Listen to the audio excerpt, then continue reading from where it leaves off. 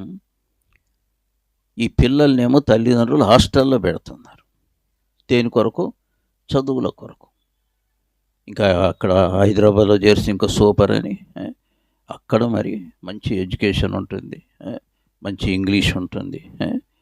కాబట్టి అక్కడ మరి హాస్టళ్ళలో చేరుస్తుంటున్నారు. అట్లా వీళ్ళు చదువుకొని బీటెక్లో, ఎంఎస్లో, ఎంటెక్లో చదువుకొని వీళ్ళు విదేశాలకు వెళ్ళి బాగా సంపాదిస్తుంటున్నారు. ఆఖరికి వివాహాలు చేసుకుంటున్నారు. ఈ లోపల తల్లిదండ్రులు ముసలోళ్ళు మొత్తుకోళ్ళు అయిపోతున్నప్పుడు, ఇప్పుడు వీళ్ళు స్టూడెంట్స్కి ఉన్నప్పుడు వీళ్ళంతా హాస్టళ్ళల్లో ఉండడం, ఇంట్లో లేరు.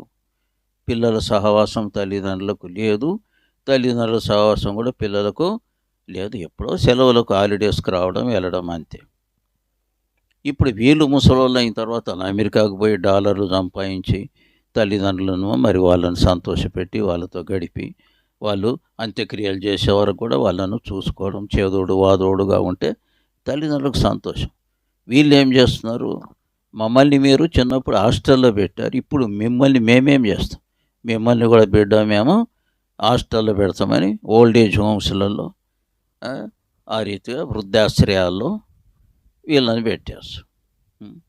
చిన్నప్పుడేమో వీళ్ళకు హాస్టలు, ముసలితనంలో వీళ్ళకు పెద్దోళ్ళకు తల్లిదండ్రులకు వీళ్ళకు హాస్టల్.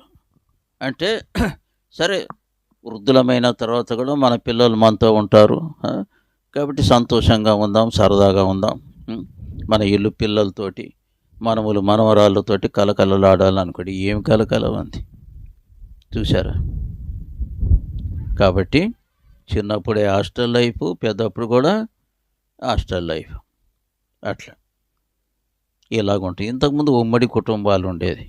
ఆ రీతిగా పిల్లలు జల్లలంతా మన దేశంలో, మన ప్రాంతంలో, మన ఊర్లలో మనతో పాటు కలిసి కుటుంబాలు చాలా ఆహ్లాదకరంగా ఉండేవి. ఇప్పుడంతా కూడా విడిపోతూ ఉంటున్నారు. అన్నదమ్ములు కలిసి ఉండలేకపోతున్నారు, అక్క చెల్లెలు కలిసి ఉండలేకపోతున్నారు, సిబ్లింగ్సే ఈ విధంగా తోబుట్టువులే కలిసిమెలిసి ఉండలేకపోతున్నారు, పిల్లలు కలిసిమెలిసి ఉండలేకపోతున్నారు.